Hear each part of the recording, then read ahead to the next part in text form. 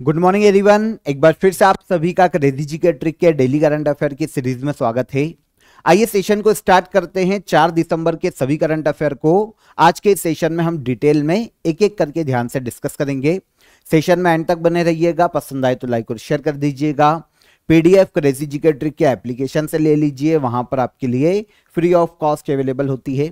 रोज मैं आपको इसके बारे में बताता हूं, फिर भी काफी स्टूडेंट के मेरे को कमेंट देखने को मिलते हैं कि सर पीडीएफ कहां से ले। तो एप्लीकेशन पर चले जाइए, प्ले स्टोर से एप्लीकेशन आप डाउनलोड कर लीजिए। इसके अलावा डिस्क्रिप्शन में भी एप्लीकेशन की लिंक है, वहां पर चले जाइए। क्रेजी जी के ट्रिक के एप्लीकेशन पर आपको जिस भी डे की डेली करंट अफेयर की पीडीएफ चाहिए वहां पर आपको मिल जाएगी। चलिए हम हमारा सेशन शुरू करते हैं। 4 दिसंबर के करंट अफेयर को एक एक करके यहां पर हम समझने की कोशिश करेंगे। सबसे पहला इंपॉर्टेंट करंट अफेयर आप सभी के सामने, अंतर्राष्ट्रीय समुद्री सम्मेलन 2024 का आयोजन किस स्थान पर किया जाएगा। तो देखिए यहां पर बात हो रही है इंटरनेशनल मैरीटाइम कॉन्फ्रेंस की, जिसका आयोजन किया जाएगा चेन्नई में। तमिलनाडु के चेन्नई में आयोजित किया जाने वाला है इंटरनेशनल मैरीटाइम कॉन्फ्रेंस। उद्देश्य क्या है, यह सबसे पहला क्वेश्चन हो सकता है कि सर इसका उद्देश्य क्या है। तो हम ये समझें कि कब से कब तक आयोजित किया जाएगा। तो 4 तारीख को आज ये शुरू होगा इंटरनेशनल मैरीटाइम कॉन्फ्रेंस तमिलनाडु के चेन्नई में, और 6 तारीख तक इसका आयोजन किया जाने वाला है। मतलब 3 दिन तक चलने वाला कॉन्फ्रेंस है। इंडिया के अलावा देखिए इंटरनेशनल मैरीटाइम कॉन्फ्रेंस है, इसलिए काफी सारे देश के जो डेलीगेट्स हैं, जो बोल सकते हैं हम, जो नेवी है वो भी यहां पर भाग लेने वाली है। जैसे यूएसए, यूके, जर्मनी, स्पेन और एशिया पैसिफिक रीजन के जो देश हैं उनकी नेवी के जो मेंबर हैं वो सभी यहां पर पार्टिसिपेट करने वाले हैं। उद्देश्य की बात करें तो ओशन से संबंधित किसी भी देश को जितनी भी समस्याएं होती है, जो भी उनके सामने चुनौती है, जितने भी हर्डल्स है, उन सभी मुद्दों पर यहां पर बातचीत की जाएगी, चर्चा की जाएगी।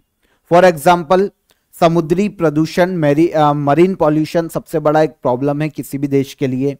जो क्लाइमेट चेंज एक बहुत बड़ा प्रॉब्लम है, समुद्री जल स्तर बढ़ते जा रहा है। समुद्री संसाधनों का बहुत ज्यादा अतिशोषण किया जा रहा है, बहुत ज्यादा, जैसे मछली अनलिमिटेड मात्रा में पकड़ी जा रही है, यूज किया जा रहा है, कंज्यूम की जा रही है। तो उससे भी कहीं ना कहीं जो ओशन इकोनॉमी होती है ना, उसको तो भले ही आप बोल सकते हैं कि बूम मिलता है, लेकिन कहीं ना कहीं जो हमारा क्लाइमेट है, जो हमारा ओशियन है, उसको कहीं ना कहीं यहाँ पर हानि देखने को मिल सकती है। ठीक है, हानि होती है, ऑब्वियस सी बात है। तो ऐसे जितने भी मुद्दे हैं उन सभी समुद्री मुद्दों पर इस सम्मेलन में चर्चा की जाने वाली है। इंटरनेशनल मैरीटाइम कॉन्फ्रेंस 2024 का आयोजन तमिलनाडु के चेन्नई में किया जा रहा है। 4 से लेकर 6 तारीख तक इसका आयोजन किया जाएगा। ओशियन से संबंधित जितने भी संभावित मुद्दे, चाहे सिक्योरिटी को लेकर हो किसी भी देश की, है ना, संसाधन प्रबंधन या रिसोर्स मैनेजमेंट को लेकर हो, इन सभी मुद्दों पर यहां पर चर्चा की जा रही है। आयोजन तमिलनाडु के चेन्नई में इंटरनेशनल मैरीटाइम कॉन्फ्रेंस का। सेकेंड क्वेश्चन पर आएंगे। किस राज्य के रातापानी सेंचुरी को टाइगर रिजर्व घोषित किया गया। क्वेश्चन इंपॉर्टेंट है। एक तमोर पिंगला टाइगर रिजर्व के बारे में कुछ सेशंस पहले हमने डिस्कस किया था। यहां पर तमोर पिंगला छत्तीसगढ़ में आपको पता है एक टाइगर रिजर्व बना है। 56 टाइगर रिजर्व है देश का। यहां पर हाल ही में देखिए रातापानी सेंचुरी को भी टाइगर रिजर्व घोषित किया गया है, और रातापानी सेंचुरी हमको देखने को मिलती है मध्य प्रदेश राज्य में। मध्य प्रदेश को कल हमने डिस्कस किया था सांची की, जब हमने बात की थी, अगर आपको याद हो तो। सांची भी मध्य प्रदेश के रायसेन में देखने को मिलता है। बौद्ध धर्म का एक स्थल है सांची। अशोक ने कभी सांची के स्तूपों का निर्माण करवाया था एमपी में। तो यहीं पर रायसेन जिले में ही मध्य प्रदेश में रातापानी सेंचुरी देखने को मिलती है, जिसे हाल ही में टाइगर रिजर्व घोषित किया गया है। और इसी के साथ अब देश में यह भारत का 57वां टाइगर रिजर्व बना है। मध्य प्रदेश का 8वां टाइगर रिजर्व है, और पूरे देश में 57वां टाइगर रिजर्व बना है रातापानी सेंचुरी। मध्य प्रदेश के रायसेन में 1976 में इसे एड्रेस किया गया था, एक सेंचुरी के रूप में मान्यता दी गई थी, वाइल्ड लाइफ सेंचुरी के रूप में डिक्लेयर किया गया था। और 2013 में जो नेशनल टाइगर कंजर्वेशन अथॉरिटी है उसने इसे टाइगर रिजर्व का दर्जा देने की जो ऑफिशियल मंजूरी थी वो दे दी थी 2013 में ही। लेकिन काफी सारे काम थे जो कि उस जगह पर करने थे, है ना, पूरा तैयार नहीं था। तो अब मध्य प्रदेश गवर्नमेंट ने जाकर 2024 में इसे फाइनली टाइगर रिजर्व का दर्जा दिया है। तो राज्य सरकार ने अब 2024 में से टाइगर रिजर्व घोषित किया और इस तरीके से देश का अब 57वां टाइगर रिजर्व के रूप में इंक्लूड किया गया है टाइगर रिजर्व की लिस्ट में। रातापानी सेंचुरी या टाइगर रिजर्व मध्य प्रदेश का 8वां टाइगर रिजर्व है। एमपी में आपको पता है 11 नेशनल पार्क है और वर्तमान में 8 टाइगर रिजर्व देखने को मिलते हैं एमपी में। एग्जाम्पल लें तो कान्हा-किसली नेशनल पार्क कहां पर है, यह भी क्वेश्चन आता है। एमपी में देखने को मिलेगा, टाइगर रिजर्व है। Bandhavgarh tiger reserve MP, Satpura tiger reserve, Panna tiger reserve, Pench tiger reserve, Sanjay Dubri tiger reserve, Rani Durgavati tiger reserve, Ratapani जिसकी हम बात कर रहे हैं। तो ये total 8 tiger reserve Madhya Pradesh राज्य में वर्तमान में देखने को मिलते हैं। लेटेस्ट है रातापानी टाइगर रिजर्व, देश का 57वां टाइगर रिजर्व और मध्य प्रदेश का 8वां टाइगर रिजर्व। ठीक है, तो यहां पर अगर हम पर्टिकुलर लोकेशन देखें तो यहां पर देखने को मिलेगा हमको मध्य प्रदेश के मिड में, बीच में tiger reserve Ratapani tiger reserve. ठीक है, हमारा क्वेश्चन हो गया रातापानी टाइगर रिजर्व या सेंचुरी मध्य प्रदेश राज्य में स्थित है।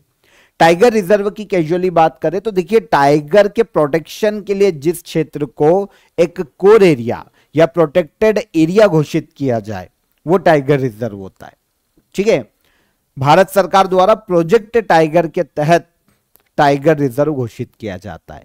भारत में प्रोजेक्ट टाइगर की शुरुआत 1 अप्रैल 1973 में की गई थी और सबसे पहला टाइगर प्रोजेक्ट शुरू किया गया था Jim Corbett national park Uttarakhand में 1974 में। ठीक है ना, तो प्रोजेक्ट टाइगर की शुरुआत 1 अप्रैल 1973 में की जा चुकी थी। तो यहां पर जिम कॉर्बेट नेशनल पार्क पहला टाइगर रिजर्व है, याद रखना।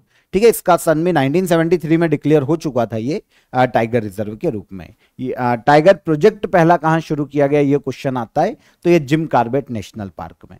ठीक है, भारत का 56वां टाइगर रिजर्व, जैसा कि अभी मैंने आपको बताया कुछ समय पहले ही, गुरु घासीदास तमोर पिंगला टाइगर रिजर्व छत्तीसगढ़ राज्य में घोषित किया गया था।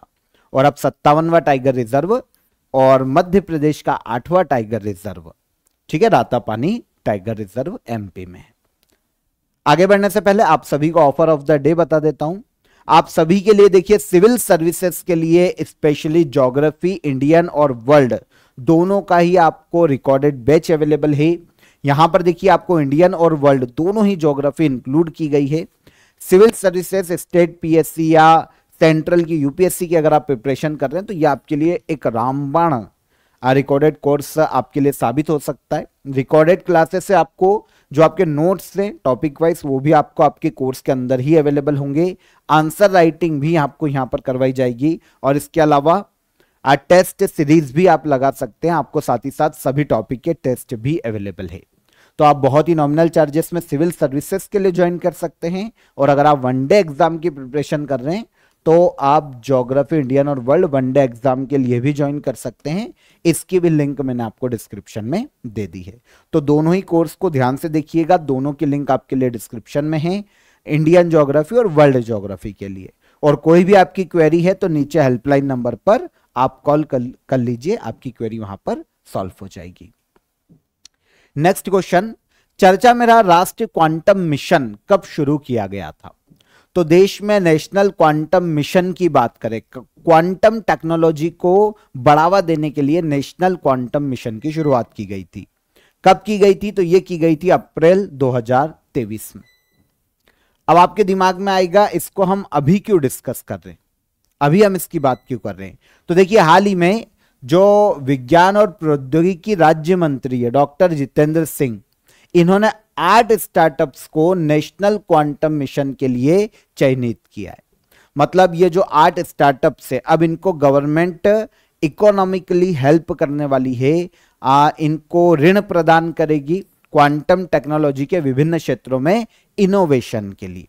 तो 8 ऐसे स्टार्टअप को नॉर्मली लिस्टिंग की गई है डॉक्टर जितेंद्र सिंह ने इनका चयन किया है, इनके नाम को अनाउंस किया है नेशनल क्वांटम मिशन के तहत। यहां पर मैं आपको 8 स्टार्टअप का नाम दे देता हूं, पर ये इतना ज्यादा इंपॉर्टेंट नहीं है। क्वेश्चन हमको नेशनल क्वांटम मिशन से ही आएगा। इसके तहत 8 स्टार्टअप को सेंट्रल गवर्नमेंट फाइनेंशियली अब हेल्प करने वाली है, ताकि वो क्वांटम मिशन में इनोवेशन को बढ़ावा देने का काम करे या इनोवेटिव आइडियाज खोजे। तो ये 8 ऐसे स्टार्टअप है। ठीक है, नेशनल क्वांटम मिशन की बात करते हैं तो भारत सरकार ने 19 अप्रैल 2023 को इसे मंजूरी दी थी। पॉज करके आप स्टार्टअप के नाम पढ़ लेना या पीडीएफ में पढ़ लेना, इतना इंपॉर्टेंट नहीं है। पर वो मिशन जो है नेशनल क्वांटम मिशन 2023-24 से लेकर 2030-31 के फाइनेंशियल ईयर तक टोटल गवर्नमेंट इस पर खर्च करने वाली है ऑलमोस्ट 6003 करोड़ रुपए। 6003 करोड़ 65 लाख रुपए का ये प्रोजेक्ट है 2023-24 से लेकर 2030-31 तक। और जैसा कि अभी मैंने आपको बताया कि क्वांटम टेक्नोलॉजी को बढ़ावा देना, इस क्षेत्र में रिसर्च को बढ़ावा देना, इनोवेशन को बढ़ावा देना और क्वांटम इकोसिस्टम को देश में तैयार करना नेशनल क्वांटम मिशन का मुख्य उद्देश्य है। वैसे होगा क्या, क्वांटम टेक्नोलॉजी को कहां पर यूज किया जा सकता है? तो देखिए, क्वांटम कंप्यूटिंग में क्वांटम टेक्नोलॉजी की जरूरत पड़ेगी, ताकि जटिल से जटिल, जो टफ से टफ, डिफिकल्ट से डिफिकल्ट अगर कोई भी इक्वेशन है, कोई भी प्रॉब्लम है, तो उसको बहुत ही जल्दी सॉल्व किया जा सके। इन शॉर्ट, सुपर कंप्यूटर का विकास भी क्वांटम टेक्नोलॉजी या कंप्यूटिंग से संभव है। क्वांटम कम्युनिकेशन, जो कम्युनिकेशन के साधन है ना, उसको और ज्यादा safe, data transfer, cyber security में रखते हुए किया जा सकता है क्वांटम कम्युनिकेशन के माध्यम से। क्वांटम सेंसिंग, ठीक है, हेल्थ सेक्टर में जो इक्विपमेंट होते हैं चिकित्सा के, है ना, कुछ भी XYZ, जो भी आप जांच करवाते हो, एक्सरे ले लो, है ना, और जितनी भी XYZ वहां पर, या फिर जो भी वैज्ञानिक खोजें होती है, उनमें क्वांटम सेंसिंग का यूज किया जा सकता है। तो इस तरीके से क्वांटम टेक्नोलॉजी एक इकोसिस्टम अगर तैयार होता है ना, तो देश को ग्रो करने में मदद मिलेगी स्पीडली। तो बहुत सारे अलग अलग सेक्टर्स में इनका यूज किया जा सकता है। एटॉमिक क्लॉक्स में, एनर्जी सेक्टर में क्वांटम टेक्नोलॉजी का यूज किया जा सकता है। तो इसके लिए national quantum mission almost 6003 crore रुपए खर्च किए जाने वाले हैं, और 2023 अप्रैल महीने में इसे सेंट्रल गवर्नमेंट ने लॉन्च किया था। और अब 8 स्टार्टअप को इसके लिए चयनित किया गया है। फाइनेंशियली हेल्प गवर्नमेंट उन 8 स्टार्टअप को देगी, ताकि वो क्वांटम टेक्नोलॉजी में रिसर्च कर सके, इनोवेशन कर सके और एक्सेट्रा। राष्ट्रीय प्रदूषण नियंत्रण दिवस 2024 की थीम क्या है? तो यहां पर बात हो रही है नेशनल पॉल्यूशन कंट्रोल डे 2024 की। तो मनाया कब जाता है? पहले तो यह समझो, यह मनाया जाता है 2 दिसंबर को, national pollution control day. Theme की बात करें तो clean air, green earth, a step toward sustainable living, answer B. यह थीम है नेशनल पॉल्यूशन कंट्रोल डे की। Clean air, green earth, a step toward sustainable living. राष्ट्रीय प्रदूषण नियंत्रण दिवस कब मनाया जाता है? 2 दिसंबर को ऑब्जर्व किया जाता है। ठीक है, अब आपको पता है 2 दिसंबर, शायद कल या परसों के सेशन में मैंने आपको एक डेट बताई थी, भोपाल गैस ट्रेजेडी वाली, है ना। भोपाल में 2-3 दिसंबर, 2 दिसंबर की रात, 3 दिसंबर का शुरू होने वाला दिन, तो 2-3 दिसंबर के बीच में मध्य रात्रि में भोपाल में एक यूनियन कार्बाइड का प्लांट था कंपनी का, उसमें से MIC, मिथाइल आइसोसाइनेट गैस का रिसाव होता है, हजारों लोगों की मृत्यु होती है। तो यहां पर 2 दिसंबर को राष्ट्रीय प्रदूषण नियंत्रण दिवस के रूप में मनाया जाना शुरू किया गया। भोपाल गैस त्रासदी में जो लोग मरे हैं, जिनकी मृत्यु हुई है, उन्हें एक तो सम्मान देना, उन्हें याद करना, और इसके अलावा प्रदूषण के खतरों के प्रति लोगों को जागरूक करना मुख्य उद्देश्य है नेशनल पॉल्यूशन कंट्रोल डे को ऑब्जर्व किए जाने का 2 दिसंबर को। थीम की बात करें तो clean energy, green earth, a step toward sustainable living 2024 में नेशनल पॉल्यूशन कंट्रोल डे की थीम है 2 दिसंबर को। उद्देश्य आपको समझ में आ जाएगा कि भैया लोगों को एनवायरमेंटल पॉल्यूशन के प्रति जागरूक करना, कि भाई मत करो, आने वाली पीढ़ी को हम क्या दे रहे हैं, है ना, एक पॉल्यूटेड इन्वायरमेंट, है ना, पॉल्यूशन वाला इन्वायरमेंट क्या दे रहे हैं, आगे आने वाली पीढ़ी कैसे सर्वाइव करेगी अगर हम आज ही अर्थ को बर्बाद कर देंगे। तो इसके प्रति लोगों को अवेयर करना जरूरी है। एक डेटा, एक रिपोर्ट भी ये कहती है कि एयर पॉल्यूशन के कारण भारत में हर साल डायरेक्ट और इनडायरेक्टली 70 लाख लोगों की मृत्यु होती है, जिसके मृत्यु के कहीं ना कहीं अगर हम गर्त में देखें तो पॉल्यूशन भी एक कारण। ठीक है, 10 में से 9 लोग भारत में ऐसे हैं जो कि भैया क्लीन एयर तक नहीं है सांस लेने के लिए। दिल्ली और उत्तर भारत एक एग्जाम्पल ले, खासकर दिल्ली, बहुत हालत खराब। ठीक है, तो ये कंडीशन है, समझ में आया। आगे आते हैं। भारत ने भी प्रदूषण नियंत्रण की रोकथाम के लिए, प्रदूषण नियंत्रण के लिए काफी कदम उठाए हैं। जैसे एक तो जल प्रदूषण निवारण एवं नियंत्रण अधिनियम 1974 में लाया गया था। वायु प्रदूषण रोकथाम एवं नियंत्रण अधिनियम 1981, पर्यावरण संरक्षण अधिनियम 1986 में भी लाया गया था गवर्नमेंट के द्वारा। ठीक है, इसके अलावा अदर डे की बात करें तो बात करते हैं तो अंतर्राष्ट्रीय कंप्यूटर साक्षरता दिवस 2 दिसंबर को मनाया जाता है और अंतर्राष्ट्रीय गुलामी उन्मूलन दिवस 2 दिसंबर को ही ऑब्जर्व किया जाता है। तो आप इनको भी याद रख सकते हैं। किस राज्य ने 43 जूनियर राष्ट्रीय खो खो चैंपियनशिप 2024 का खिताब जीता है? 43वीं जूनियर राष्ट्रीय खो खो चैंपियनशिप 2024, इसका खिताब अपने नाम किया है महाराष्ट्र ने। किसने? महाराष्ट्र। 43वीं जूनियर राष्ट्रीय खो खो चैंपियनशिप 2024 आयोजन कहां हुआ? तो आयोजन किया गया उत्तर प्रदेश के अलीगढ़ में महारानी अहिल्याबाई होलकर स्पोर्ट्स स्टेडियम में। कहां पर? यूपी के अलीगढ़ में। यहां पर 43वीं junior national kho kho championship 2024 girls और बॉयज दोनों कैटेगरी का जो खिताब है, जो गोल्ड है, वो महाराष्ट्र ने ही अपने नाम किया है। ठीक है, गर्ल्स कैटेगरी और बॉयज कैटेगरी दोनों ही टीम का गोल्ड विनर या खिताब विनर महाराष्ट्र की ही खो खो टीम रही है। ठीक है, जो मेंस कैटेगरी है ना, उसमें बॉयज कैटेगरी, उसमें फाइनल में महाराष्ट्र ने ओडिशा को हराकर गोल्ड जीता है। ठीक है, बॉयज कैटेगरी का 35वां स्वर्ण पदक जीता है महाराष्ट्र की टीम ने और गर्ल्स कैटेगरी का 26वां खिताब है महाराष्ट्र के पास। Junior national kho kho championship का आयोजन kho kho federation of India करवाता है। नेशनल लेवल के जो स्टेट की टीम है ना, उनके मध्य में आयोजित किया जाने वाला खो खो का एक कंपटीशन है। इस साल 43वीं junior national kho kho championship 2024 Uttar Pradesh के अलीगढ़ में आयोजित की गई और बॉयज और गर्ल्स कैटेगरी का जो खिताब है खो खो का, वो महाराष्ट्र की टीम ने जीता है। संसद के शीतकालीन सत्र के दौरान the banking laws amendment bill 2024 किसने पेश किया है? तो देखिए, बैंकिंग लॉ है तो ऑब्वियस सी बात है कि फाइनेंस मिनिस्ट्री इसमें इन्वॉल्व होगी और जो हमारी फाइनेंस मिनिस्टर है निर्मला सीतारमन, इन्होंने अभी जो संसद में जो शीतकालीन सत्र चल रहा है, ठीक है ना, जो विंटर सेशन चल रहा है, उसमें the banking laws amendment bill को लोकसभा में हाल ही में पेश किया है या संसद में हाल ही में पेश किया है। जो बैंकिंग लॉज है हमारे पुराने, उनमें संशोधन से संबंधित यह बिल है जो कि निर्मला सीतारमन ने लोकसभा में रखा है। उद्देश्य क्या है संशोधन बिल लाने का? तो एक तो बैंकिंग सेक्टर में गवर्नेंस को मजबूत करना और जो कस्टमर जो सुविधाएं दी जाती है ग्राहकों को, जो निवेशक इन्वेस्टर है, उनकी सुरक्षा का ध्यान रखना, इन सभी को एक इकोसिस्टम इन सभी के लिए तैयार करना बैंकिंग लॉज अमेंडमेंट बिल को लाए जाने का मुख्य उद्देश्य है। निर्मला सीतारमन ने विंटर सेशन में अभी इसे लोकसभा में रखा है। कुछ जो कानून में बदलाव किए जाने वाले, संशोधन किन कानून में किया जाएगा?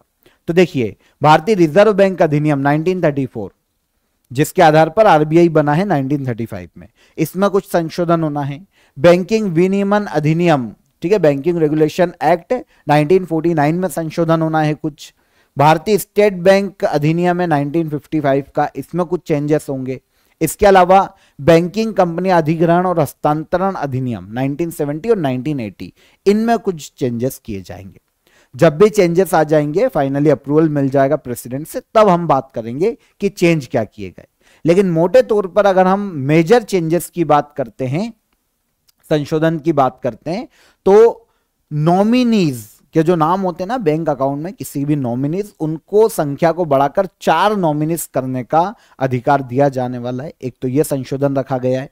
इसके अलावा निवेशक संरक्षण, जो अनक्लेम्ड डिविडेंड है, जो शेयर और बॉन्ड का ब्याज है, निवेशक का शिक्षा और संरक्षण कोष में स्थानांतरित किए जाने का एक पक्ष रखा गया है।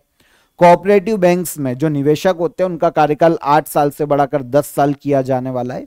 और एक बैंकिंग से संबंधित है कि बैंकों की जो रिपोर्टिंग है अब हर महीने 15 तारीख को हर मंथ की, और या फिर लास्ट डेट को होने वाली है। जो रिपोर्टिंग तिथियां होती है, बैंक जो रिपोर्ट करते हैं उनकी तिथियों को यहां पर बताया गया है कि वो महीने में 2 बार कर सकते हैं। तो कुछ चेंजेस हैं जो कि यहां पर मैंने आपको एक मोटे तौर पर बता दिए हैं, लेकिन जैसे ही चेंजेस हो जाएंगे, अप्रूवल मिल जाएगा, तब हम इनकी डिटेल में बात करेंगे। ठीक है। 13वां नेशनल सीड कॉन्फ्रेंस का आयोजन कहां किया गया? तो 13वें नेशनल सीड कॉन्फ्रेंस, सीड मतलब बीज से संबंधित कॉन्फ्रेंस है, इसका आयोजन किया गया है बनारस, उत्तर प्रदेश।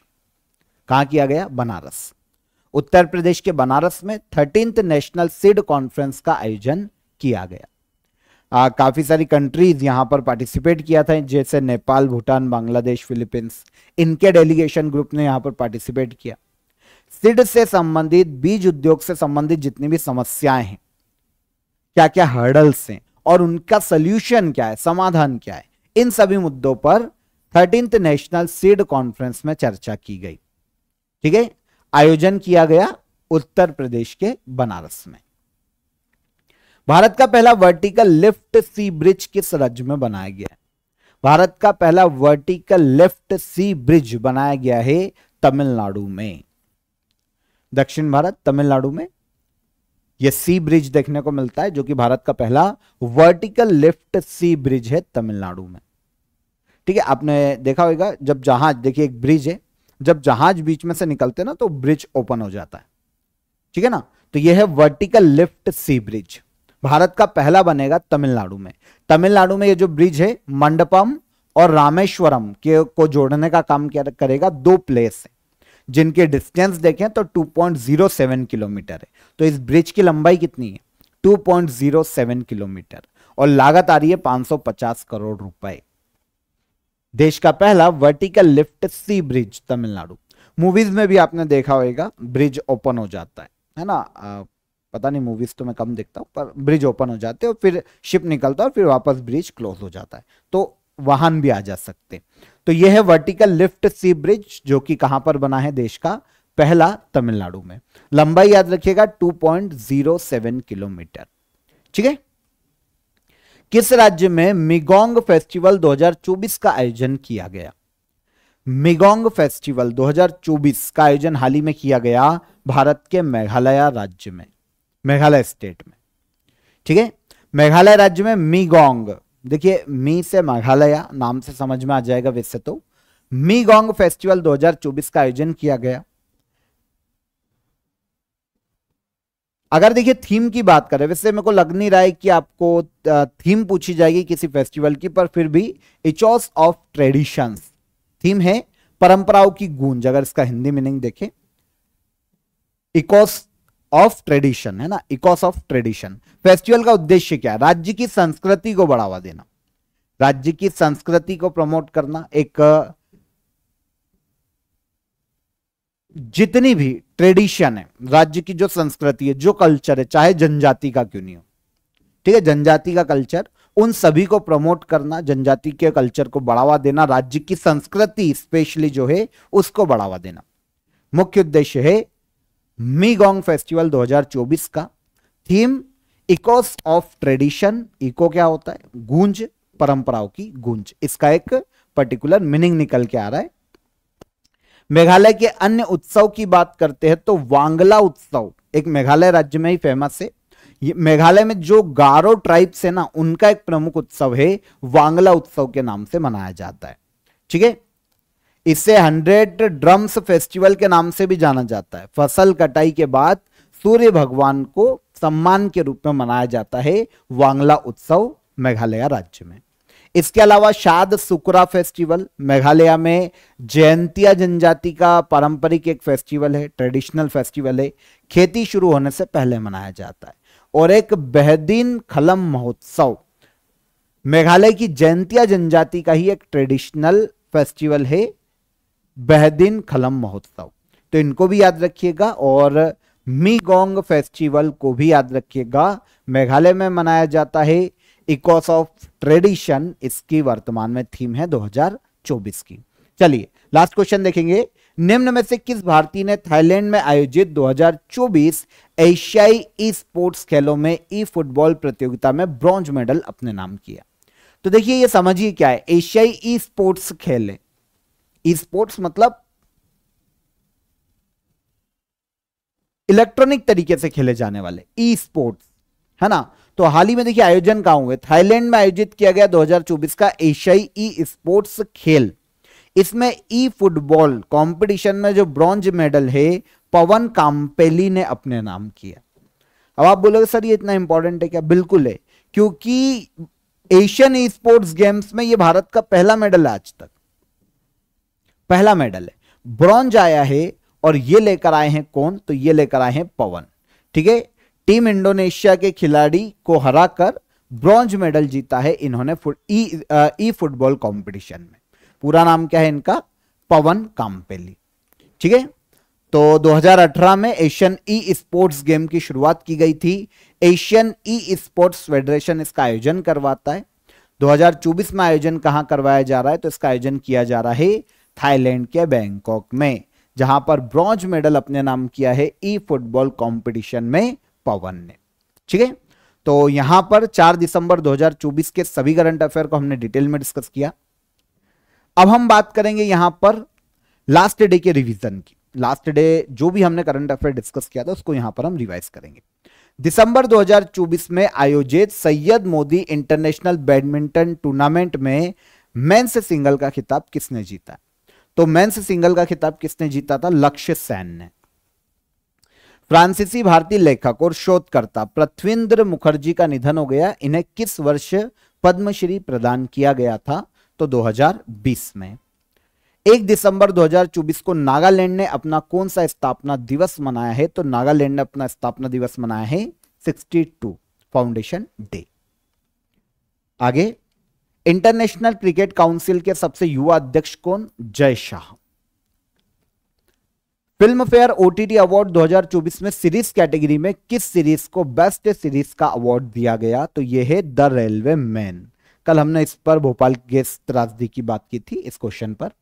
किस भारतवंशी को अमेरिका के the federal bureau of investigation मतलब एफबीआई का प्रमुख नियुक्त किया गया? तो यह बने हैं काश पटेल। 16वें संयुक्त राष्ट्र मरुस्थलीकरण सम्मेलन COP16 का आयोजन किस देश में किया जा रहा है? तो इसका आयोजन किया जा रहा है सऊदी अरब के रियाद में। केंद्र सरकार ने किस राज्य में रामप्पा क्षेत्र सतत पर्यटन सर्किट और Somasila wellness and spiritual retreat Nallamala को विकसित करने के लिए 141 करोड़ रुपए के ऋण को मंजूरी दी है? तो ये दोनों ही प्लेस देखने को मिलते हैं भारत के तेलंगाना राज्य में। ठीक है, द्विपक्षीय सैन्य अभ्यास हरिमऊ शक्ति 2024 में भारत के साथ कौन सा देश शामिल है? तो भारत और मलेशिया के मध्य में हरिमऊ शक्ति मिलिट्री एक्सरसाइज का आयोजन किया जा रहा है। किस राज्य सरकार ने कृषि बागवानी उत्पादों को बढ़ावा देने के लिए मिशन तरुण हिमवीर शुरू किया है? अरुण हिमवीर शुरू किया है।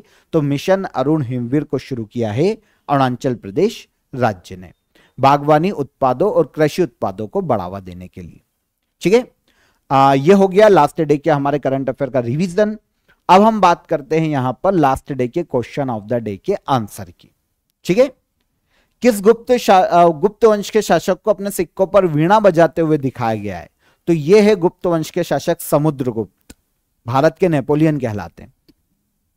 मौर्य वंश के बाद किस वंश का शासन रहा था? तो मौर्य वंश के बाद शासन रहा था शुंग वंश का। मौर्य वंश के बाद शुंग वंश ने शासन किया है। मालविका अग्निमित्रम कालिदास की रचना है। तीनों क्वेश्चन के आंसर मिल गए। अब आज के लिए question of the day comment box में आंसर कीजिएगा। अकबर के 9 रत्नों में से किसकी हत्या जहांगीर के कहने पर वीर सिंह बुंदेला ने की थी? किस विटामिन की कमी से रिकेट्स रोग होता है? और समान सिविल संहिता भारतीय संविधान के किस अनुच्छेद या आर्टिकल में उल्लेखित है? कमेंट में आंसर कीजिएगा। तीनों ही क्वेश्चन बहुत ही इंटरेस्टिंग क्वेश्चन और सिंपल है, आप इजीली कमेंट कर पाओगे। ठीक है, सेशन कैसा लगा ये भी बताइएगा। सेशन पसंद आया हो तो वीडियो को लाइक और शेयर कर दीजिएगा। पीडीएफ क्रेजी जीके ट्रिक के एप्लीकेशन से ले लेना, फ्री ऑफ कॉस्ट है आपके लिए। कल फिर मुलाकात करेंगे नेक्स्ट डे के करंट अफेयर में। तब तक अपना ख्याल रखिए। जय हिंद, जय भारत।